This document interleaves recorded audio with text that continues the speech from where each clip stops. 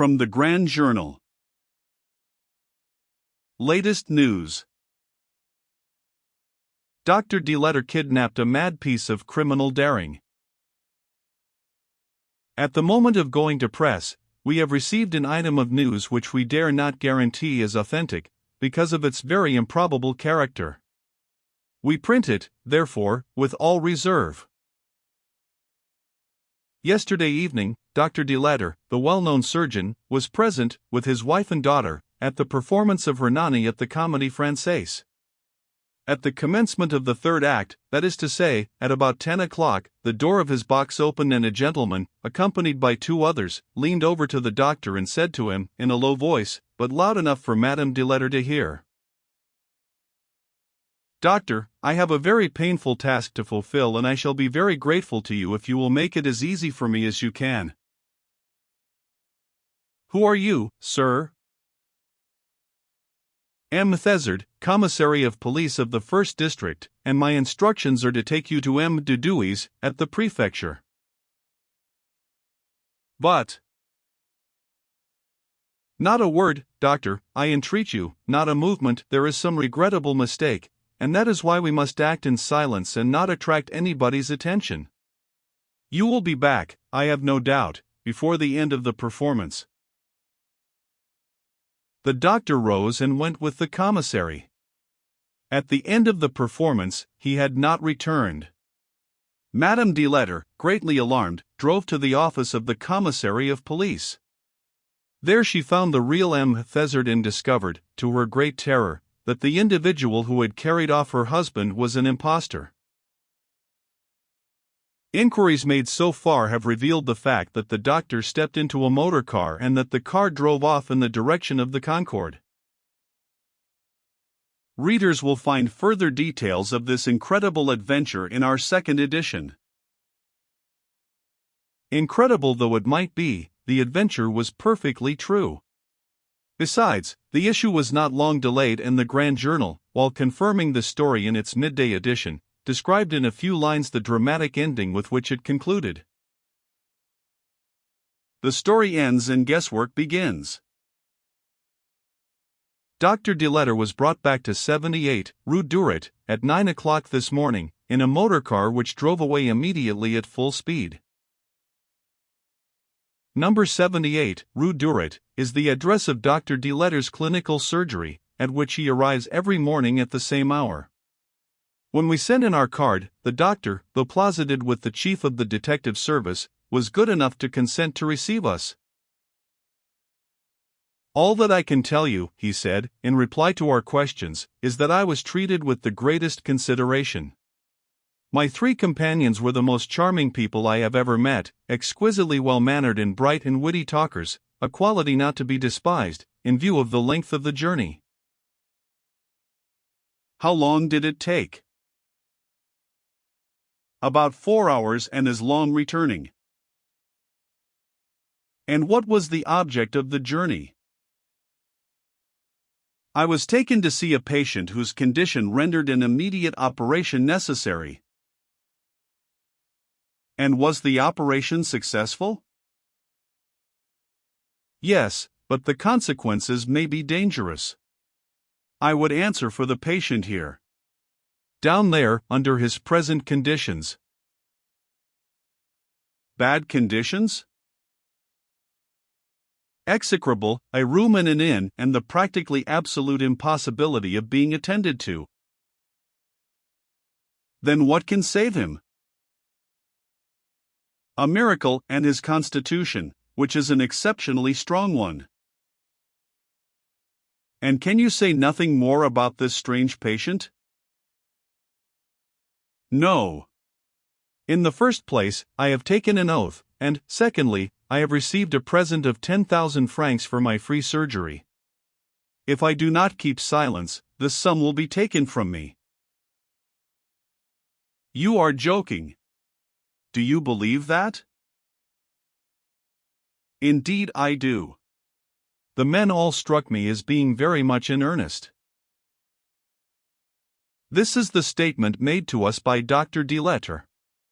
And we know, on the other hand, that the head of the detective service, in spite of all his insisting, has not yet succeeded in extracting any more precise particulars from him as to the operation which she performed, the patient whom he attended, or the district traversed by the car. It is difficult, therefore, to arrive at the truth. This truth, which the writer of the interview confessed himself unable to discover, was guessed by the more or less clear-sighted minds that perceived a connection with the facts which had occurred the day before at the Château d'Ambrumésy, and which were reported, down to the smallest detail, in all the newspapers of that day.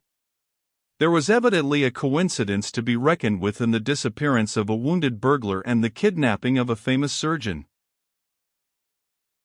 The judicial inquiry, moreover, proved the correctness of the hypothesis. By following the track of the sham flyman, who had fled on a bicycle, they were able to show that he had reached the forest of Arques, at some 10 miles distance, and that from there, after throwing his bicycle into a ditch, he had gone to the village of St. Nicholas, whence he had dispatched the following telegram. N. Post Office 45, Paris. Situation desperate. Operation urgently necessary.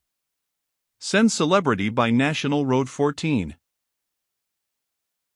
The evidence was undeniable. Once surprised, the accomplices in Paris hastened to make their arrangements. At 10 o'clock in the evening they sent their celebrity by National Road No. 14, which skirts the forest of Arques and ends at Dieppe. During this time, under cover of the fire which they themselves had caused, the gang of burglars carried off their leader and moved him to an inn, where the operation took place on the arrival of the surgeon, at 2 o'clock in the morning. About that there was no doubt. At Pontoise, at Gournay, at Forges, Chief Inspector Ganimard, who was sent specially from Paris, with Inspector Folenfant as his assistant, ascertained that a motor car had passed in the course of the previous night. The same on the road from Dieppe to Ambrumésy. And, though the traces of the car were lost at about 1.5 miles from the chateau, at least a number of footmarks were seen between the little door in the park wall and the abbey ruins. Besides, Ganimard remarked that the lock of the little door had been forced. So all was explained. It remained to decide which inn the doctor had spoken of, an easy piece of work for a Ganimard, a professional ferret, a patient old stager of the police. The number of inns is limited, and this one, given the condition of the wounded man, could only be one quite close to Ambrumésy. Ganimard and Sergeant Quevillon set to work. Within a circle of 500 yards, of 1,000 yards, of 1,500 yards, they visited and ransacked everything that could pass for an inn. But, against all expectation, the dying man persisted in remaining invisible. Ganimard became more resolved than ever. He came back to sleep at the chateau, on the Saturday night, with the intention of making his personal inquiry on the Sunday. On Sunday morning, he learned that, during the night, a posse of gendarmes had seen a figure gliding along the sunk road, outside the wall. Was it an accomplice who had come back to investigate? Were they to suppose that the leader of the gang had not left the cloisters or the neighborhood of the cloisters? That night, Ganimard openly sent the squad of gendarmes to the farm and posted himself and Folenfant outside the walls, near the little door. A little before midnight, a person passed out of the wood, slipped between them, went through the door and entered the park. For 3 hours, they saw him wander from side to side across the ruins, stooping, climbing up the old pillars, sometimes remaining for long minutes without moving. Then he went back to the door and again passed between the two inspectors. Ganimard caught him by the collar, while Folenfant seized him round the body. He made no resistance of any kind and, with the greatest docility, allowed them to bind his wrists and take him to the house. But, when they attempted to question him, he replied simply that he owed them no account of his doings and that he would wait for the arrival of the examining magistrate. Thereupon, they fastened him firmly to the foot of a bed, in one of the 2 adjoining rooms which they occupied. At 9 o'clock on Monday morning, as soon as M. Filial had arrived, Ganimard announced the capture which he had made. The prisoner was brought downstairs. It was Isidore Beautrelet. Isidore Beautrelet, exclaimed Filial with an air of rapture, holding out both his hands to the newcomer. What a delightful surprise! Our excellent amateur detective here. And at our disposal too. Why, it's a windfall, Chief Inspector. Allow me to introduce to you Isidore Beautrelet, a sixth-form pupil at the Lycée Janson de Sailly. Ganimard seemed a little nonplussed. Isidore made him a very low bow, as though he were greeting a colleague whom he knew how to esteem at his true value, and, turning to Filial. It appears, Monsieur le Juge d'Instruction, that you have received a satisfactory account of me? Perfectly satisfactory. To begin with, you were really at Vules-les-Roses at the time when Mlle de Saint Véran thought she saw you in the sunk road. I dare say we shall discover the identity of your double.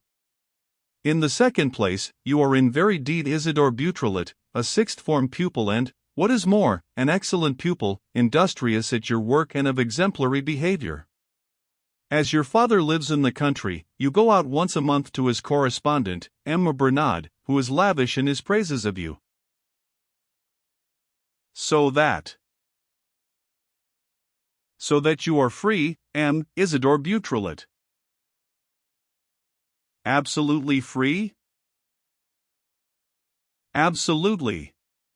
Oh, I must make just one little condition, all the same.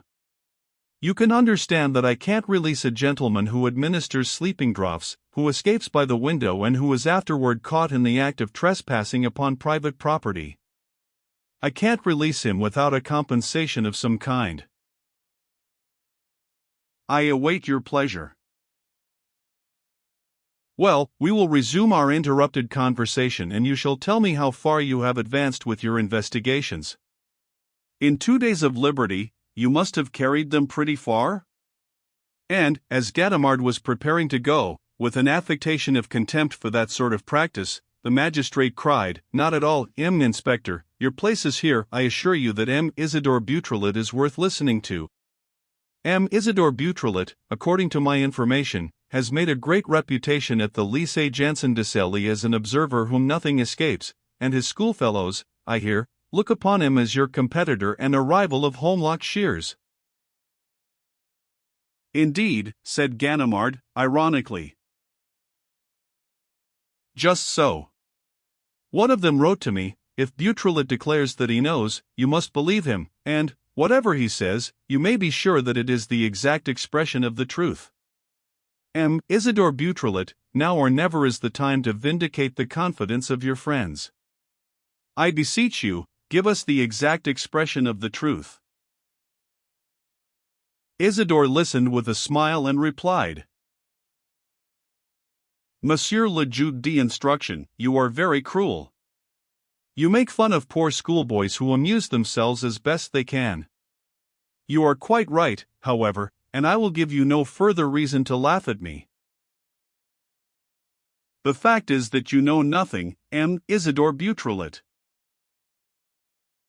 Yes, I confess in all humility that I know nothing. For I do not call it knowing anything that I happen to have hit upon 2 or 3 more precise points which, I am sure, cannot have escaped you. For instance? For instance, the object of the theft.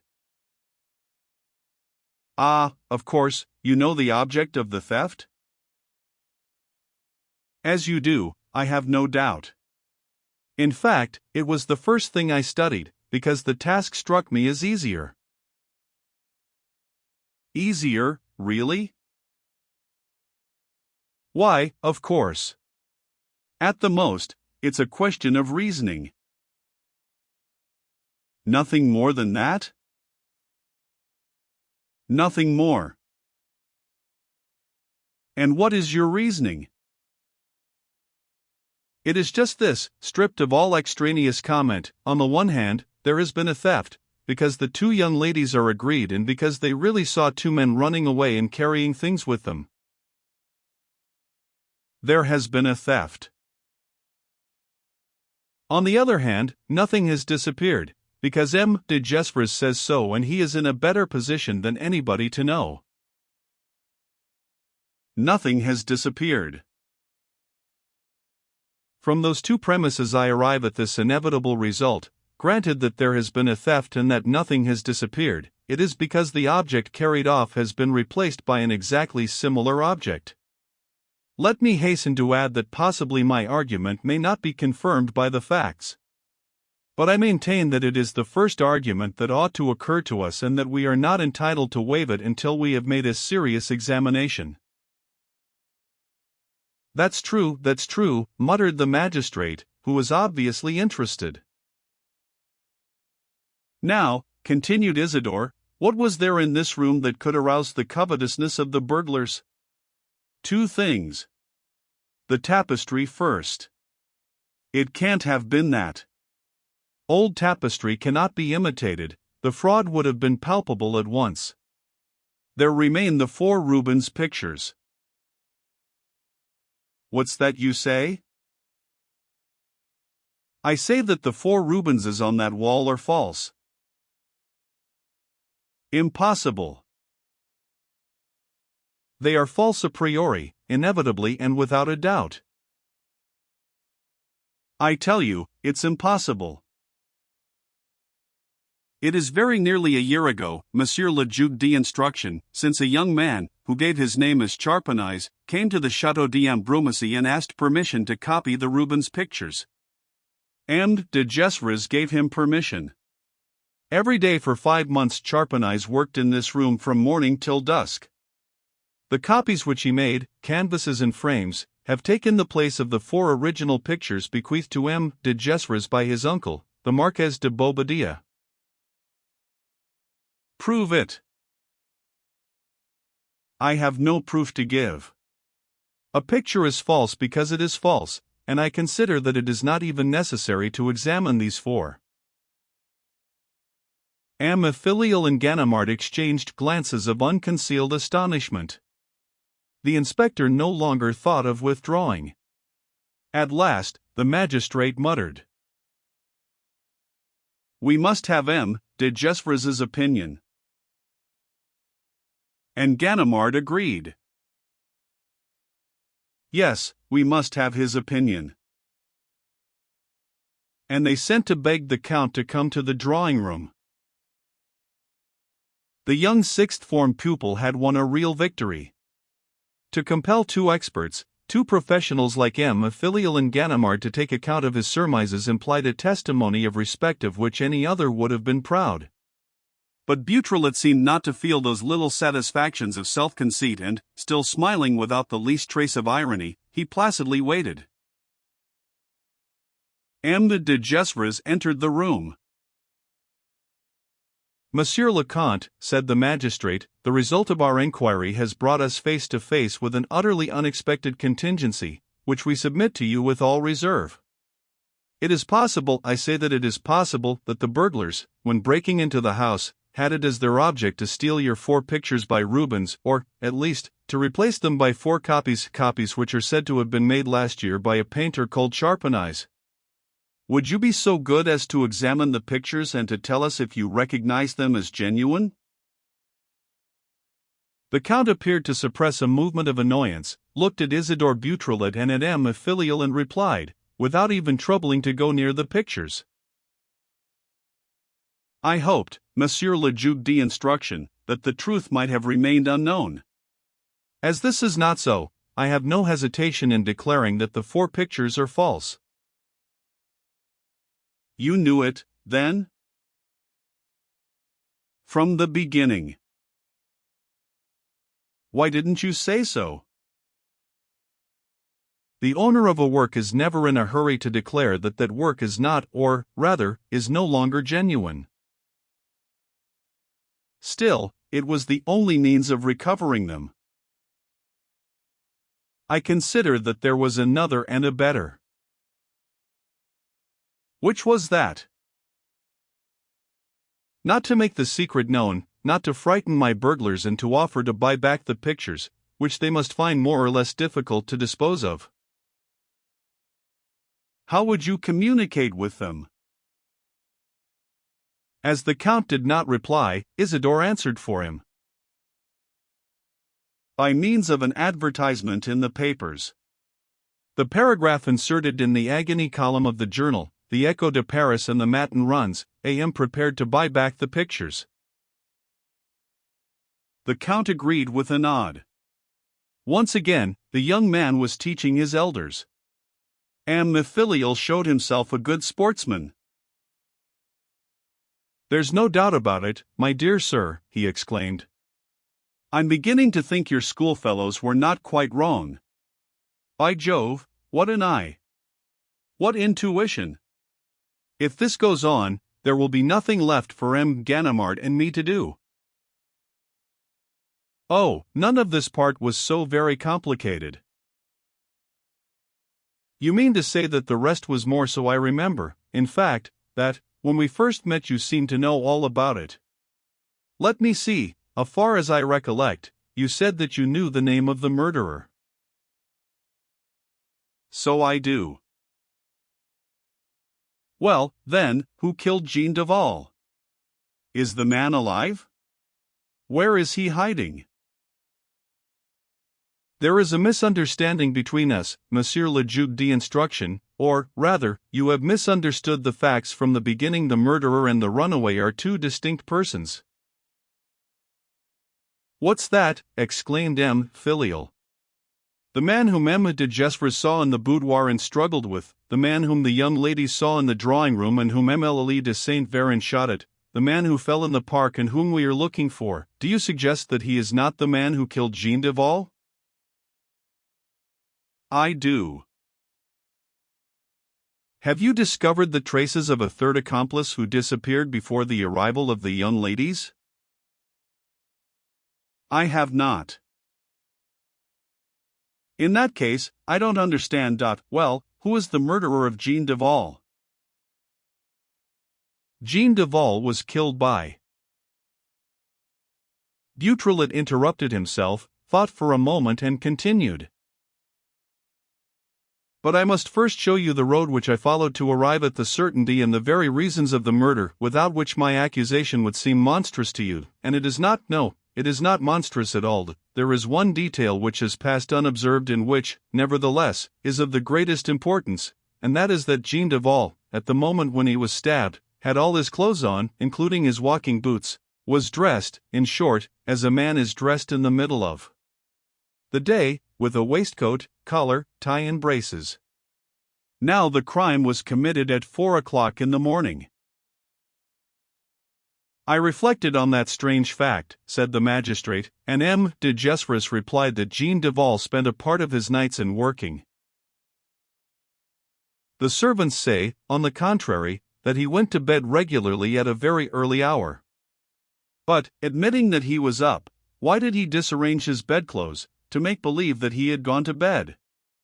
And, if he was in bed, why, when he heard a noise, did he take the trouble to dress himself from head to foot, instead of slipping on anything that came to hand? I went to his room on the first day, while you were at lunch. His slippers were at the foot of the bed. What prevented him from putting them on rather than his heavy-nailed boots? So far, I do not see. So far, in fact, you cannot see anything, except anomalies. They appeared much more suspicious to me, however, when I learned that Charpentier the painter, the man who copied the Rubens pictures, had been introduced and recommended to the Comte de Gesvres by Jean Duval himself." Well, from that to the conclusion that Jean Duval and Charpentier were accomplices required but a step. I took that step at the time of our conversation. A little quickly, I think. As a matter of fact, a material proof was wanted. Now I had discovered in Duval's room, on one of the sheets of the blotting pad on which he used to write, this address, Monsieur Aln, Post Office 45, Paris. You will find it there still, traced the reverse way on the blotting paper. The next day, it was discovered that the telegram sent by the sham flyman from St. Nicholas bore the same address, Aln, Post Office 45. The material proof existed. Jean Duval was in correspondence with the gang which arranged the robbery of the pictures. M. Filial raised no objection. Agreed. The complicity is established. And what conclusion do you draw? This, first of all, that it was not the runaway who killed Jean Duval, because Jean Duval was his accomplice. And after that? Monsieur le Duc d'Instruction, I will ask you to remember the first sentence uttered by Monsieur le Comte when he recovered from fainting. The sentence forms part of MLLE de Gesvres' evidence and is in the official report. I am not wounded. Duval, is he alive, the knife? And I will ask you to compare it with that part of his story, also in the report, in which Monsieur le Comte describes the assault. The man leaped at me and felled me with a blow on the temple. How could M. de Gesvres, who had fainted, know, on waking, that Duval had been stabbed with a knife? Isidore Beautrelet did not wait for an answer to his question. It seemed as though he were in a hurry to give the answer himself and to avoid all comment. He continued straightway. Therefore it was Jean Duval who brought the 3 burglars to the drawing room. While he was there with the one whom they called their chief, a noise was heard in the boudoir. Duval opened the door. Recognizing M. de Gesvres, he rushed at him, armed with the knife. M. de Gesvres succeeded in snatching the knife from him, struck him with it and himself fell, on receiving a blow from the man whom the 2 girls were to see a few minutes after. Once again, M. Filial and the inspector exchanged glances. Ganimard tossed his head in a disconcerted way. The magistrate said, Monsieur le Comte, am I to believe that this version is correct? M. de Gesvres made no answer. Come, Monsieur le Comte, your silence would allow us to suppose. I beg you to speak. Replying in a very clear voice, M. de Gesvres said, The version is correct in every particular. The magistrate gave a start. Then I cannot understand why you misled the police. Why conceal an act which you were lawfully entitled to commit in defense of your life? For 20 years, said M. de Gesvres, Duval worked by my side. I trusted him. If he betrayed me, as the result of some temptation or other, I was, at least, unwilling, for the sake of the past, that his treachery should become known. You were unwilling, I agree, but you had no right to be. I am not of your opinion, Monsieur le Juge d'Instruction. As long as no innocent person was accused of the crime, I was absolutely entitled to refrain from accusing the man who was at the same time the culprit and the victim. He is dead. I consider death a sufficient punishment. But now, Monsieur le Comte, now that the truth is known, you can speak. Yes.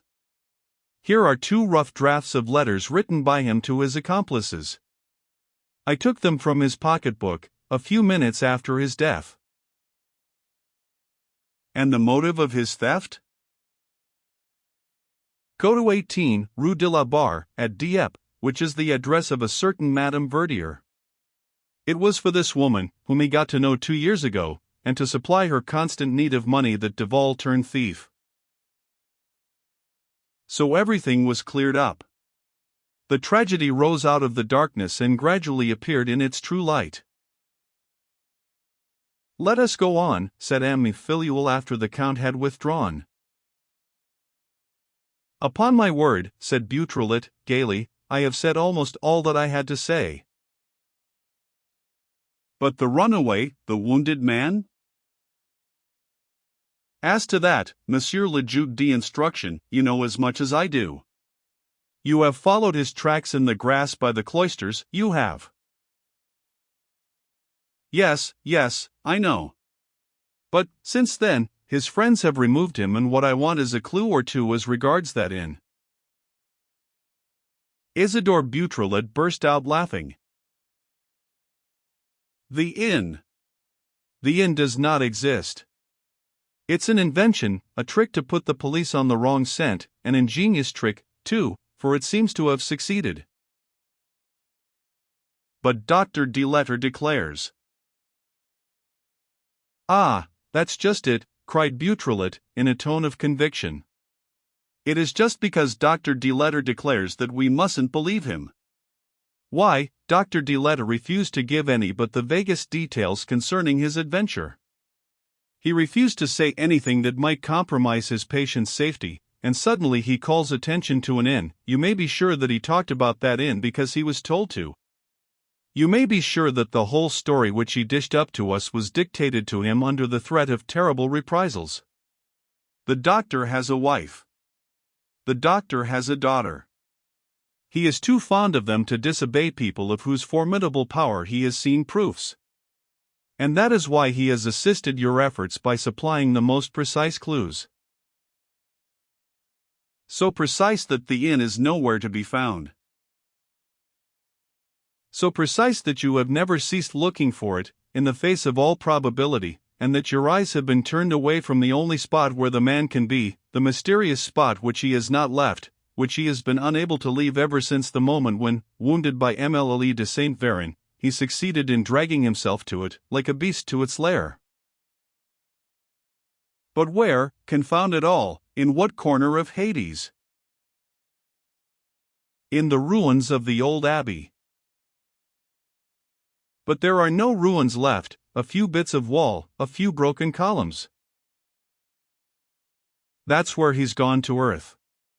Monsieur le Juge d'Instruction, shouted Beautrelet. That's where you will have to look for him. It's there and nowhere else that you will find Arsène Lupin. Arsène Lupin, yelled M. Filial, springing to his feet. There was a rather solemn pause, amid which the syllables of the famous name seemed to prolong their sound.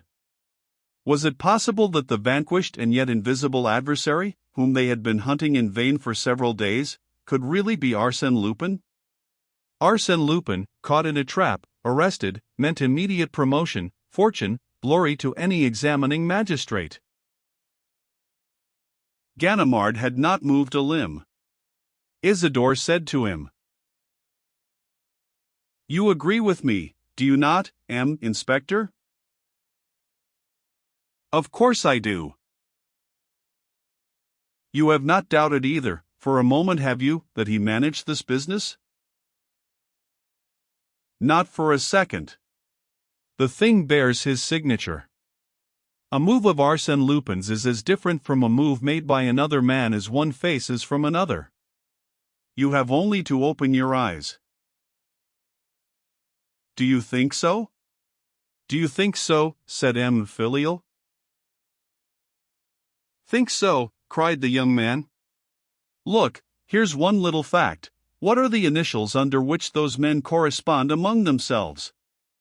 "ALN, that is to say, the first letter of the name Arsène and the first and last letters of the name Lupin." "Ah," said Ganimard, "nothing escapes you. Upon my word, you're a fine fellow, and old Ganimard lays down his arms before you." Beautrelet flushed with pleasure and pressed the hand which the chief inspector held out to him. The three men had drawn near the balcony and their eyes now took in the extent of the ruins. M. Filial muttered, "So he ought to be there." "He is there," said Beautrelet, in a hollow voice. "He has been there ever since the moment when he fell. Logically and practically, he could not escape without being seen by Mlle de Saint Véran and the two servants." "What proof have you?" "His accomplices have furnished the proof. On the very morning, one of them disguised himself as a flyman and drove you here. To recover the cap, which would serve to identify him." "Very well, but also and more particularly to examine the spot, find out and see for himself what had become of the governor." "And did he find out?"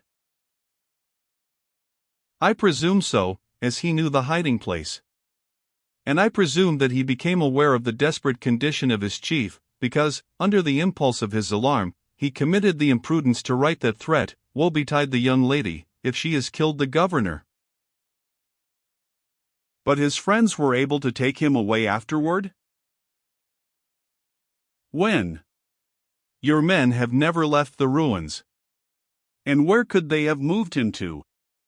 At most, a few 100 yards away, for one doesn't let a dying man travel, and then you would have found him. No, I tell you, he is there. His friends would never have removed him from the safest of hiding places. It was there that they brought the doctor, while the gendarmes were running to the fire like children. But how is he living? How will he keep alive? To keep alive you need food and drink. I can't say. I don't know. But he is there, I will swear it. He is there, because he can't help being there. I am as sure of it as if I touched him. He is there. With his finger outstretched toward the ruins, he traced in the air a little circle which became smaller and smaller until it was only a point. And that point his two companions sought desperately, both leaning into space, both moved by the same faith in Beautrelet and quivering with the ardent conviction which he had forced upon them. Yes, Arsène Lupin was there. In theory and in fact, he was there, neither of them was now able to doubt it. And there was something impressive and tragic in knowing that the famous adventurer was lying in some dark shelter, below the ground, helpless, feverish and exhausted. "And if he dies?" asked M. Filial, in a low voice. "If he dies," said Beautrelet, "and if his accomplices are sure of it, then see to the safety of Mlle de Saint Véran. Monsieur le Juge d'instruction, for the vengeance will be terrible." A few minutes later, and in spite of the entreaties of M. Filial, who would gladly have made further use of this fascinating auxiliary, Isidore Beautrelet, whose holidays ended that day, went off by the Dieppe road. He stepped from the train in Paris at 5 o'clock and, at 8 o'clock, returned to the Lycée Janson together with his schoolfellows. Ganimard, after a minute, but utterly useless exploration of the ruins of Ambrumésy, returned to Paris by the fast night train. On reaching his apartment in the Rue Pergolese, he found an express letter awaiting him. "Monsieur l'Inspecteur Principal, finding that I had a little time to spare at the end of the day, I have succeeded in collecting a few additional particulars which are sure to interest you. Arsène Lupin has been living in Paris for 12 months under the name of Etienne de Vaudreuil. It is a name which you will often come across in the society notes or the sporting columns of the newspapers. He is a great traveler and is absent for long periods, during which, by his own account, he goes hunting tigers in Bengal or blue foxes in Siberia. He is supposed to be in business of some kind, although nobody is able to say for certain what his business is. His present address is 38, Rue Marboeuf, and I will call your attention to the fact that the Rue Marboeuf is close to Post Office number 45. Since Thursday the 23rd of April, the day before the burglary at Ambrumésy, there has been no news at all of Etienne de Vaudreuil. With very many thanks for the kindness which you have shown me, believe me to be,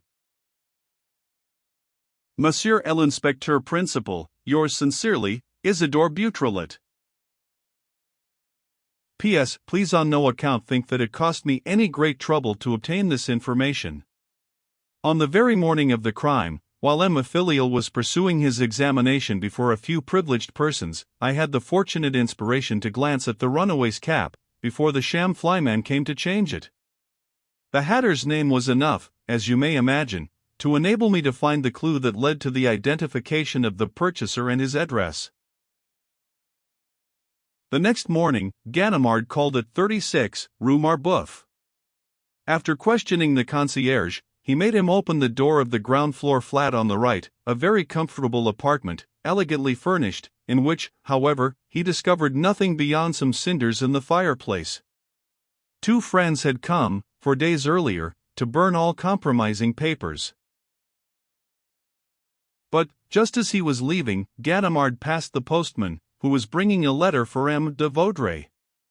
That afternoon, the public prosecutor was informed of the case and ordered the letter to be given up.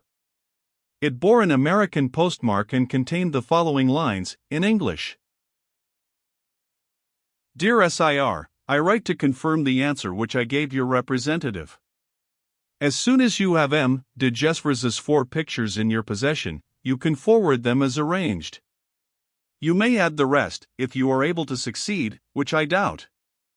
An unexpected business requires my presence in Europe and I shall reach Paris at the same time as this letter. You will find me at the Grand Hotel. Yours faithfully, Ephraim B. Harlington. That same day, Ganimard applied for a warrant and took Mr. E. B. Harlington, an American citizen, to the police station, on a charge of receiving in conspiracy. Thus, within the space of 24 hours, all the threads of the plot had been unraveled, thanks to the really unforeseen clues supplied by a schoolboy of 17. In 24 hours, what had seemed inexplicable became simple and clear. In 24 hours, the scheme devised by the accomplices to save their leader was baffled, the capture of Arsène Lupin, wounded and dying, was no longer in doubt, his gang was disorganized, the address of his establishment in Paris and the name which he assumed were known and, for the first time, one of his cleverest and most carefully elaborated feats was seen through before he had been able to ensure its complete execution. An immense clamor of astonishment, admiration and curiosity arose among the public. Already, the Rouen journalist, in a very able article, had described the first examination of the sixth-form pupil, laying stress upon his personal charm, his simplicity of manner and his quiet assurance. The indiscretions of Ganimard and M. Filial, indiscretions to which they yielded in spite of themselves, under an impulse that proved stronger than their professional pride, suddenly enlightened the public as to the part played by Isidore Beautrelet in recent events. He alone had done everything. To him alone the merit of the victory was due. The excitement was intense. Isidore Beautrelet awoke to find himself a hero, and the crowd, suddenly infatuated, insisted upon the fullest information regarding its new favorite. The reporters were there to supply it. They rushed to the assault of the Lycée Janson de Sailly, waited for the day boarders to come out after school hours and picked up all that related, however remotely, to Beautrelet. It was in this way that they learned the reputation which he enjoyed among his schoolfellows, who called him the rival of Holmlock Shears. Thanks to his powers of logical reasoning, with no further data than those which he was able to gather from the papers, he had, time after time, proclaimed the solution of very complicated cases long before they were cleared up by the police. It had become a game at the Lycée Janson to put difficult questions and intricate problems to Beautrelet, and it was astonishing to see with what unhesitating and analytical power and by means of what ingenious deductions he made his way through the thickest darkness. 10 days before the arrest of Joris, the grocer, he showed what could be done with the famous umbrella. In the same way, he declared from the beginning, in the matter of the St. Cloud mystery, that the concierge was the only possible murderer. But most curious of all was the pamphlet which was found circulating among the boys at the school, a typewritten pamphlet signed by Beautrelet in manifold to the number of 10 copies. It was entitled, Arsène Lupin and His Method, showing in how far the latter is based upon tradition and in how far original. Followed by a comparison between English humor and French irony. It contained a profound study of each of the exploits of Arsène Lupin, throwing the illustrious burglar's operations into extraordinary relief, showing the very mechanism of his way of setting to work, his special tactics, his letters to the press, his threats, the announcement of his thefts, in short, the whole bag of tricks which he employed to bamboozle his selected victim and throw him into such a state of mind that the victim almost offered himself to the plot contrived against him and that everything took place, as it were, with his own consent.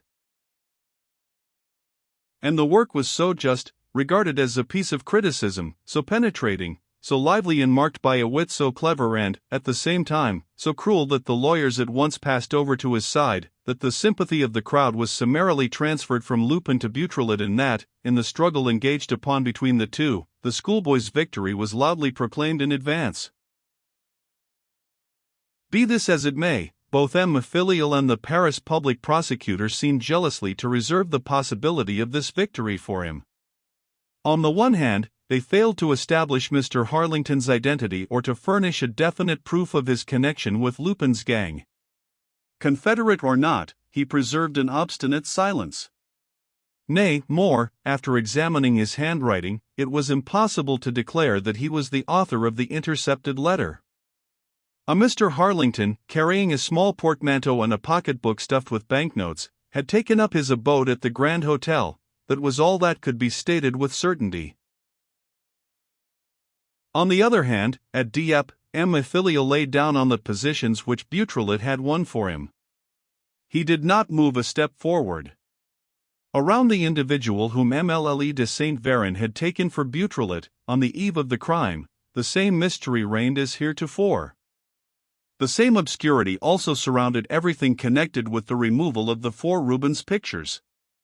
What had become of them? And what road had been taken by the motor car in which they were carried off during the night?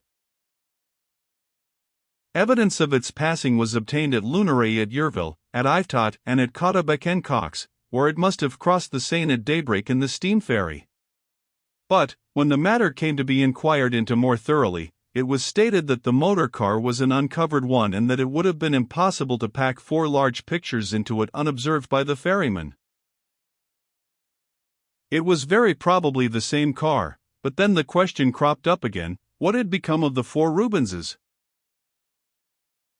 These were so many problems which M. Filial unanswered. Every day, his subordinates searched the quadrilateral of the ruins. Almost every day, he came to direct the explorations. But between that and discovering the refuge in which Lupin lay dying, if it were true that Beautrelet's opinion was correct, there was a gulf fixed which the worthy magistrate did not seem likely to cross. And so it was natural that they should turn once more to Isidore Beautrelet, as he alone had succeeded in dispelling shadows which, in his absence, gathered thicker and more impenetrable than ever. Why did he not go on with the case? Seeing how far he had carried it, he required but an effort to succeed.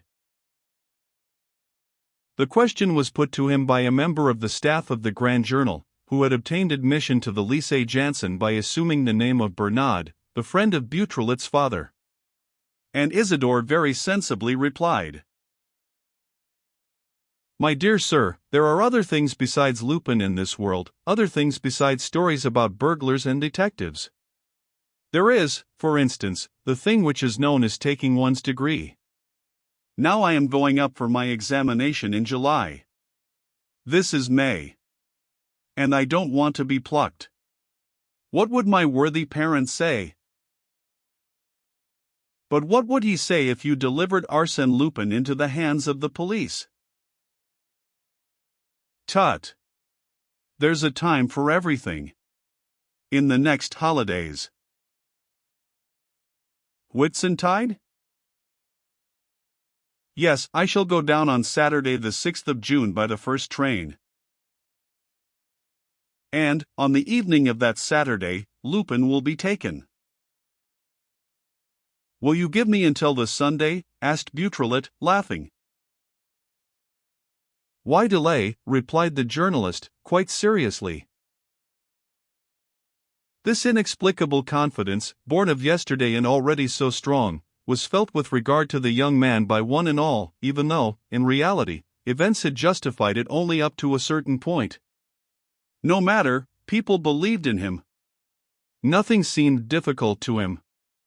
They expected from him what they were entitled to expect at most from some phenomenon of penetration and intuition, of experience and skill. That day of the 6th of June was made to sprawl over all the papers.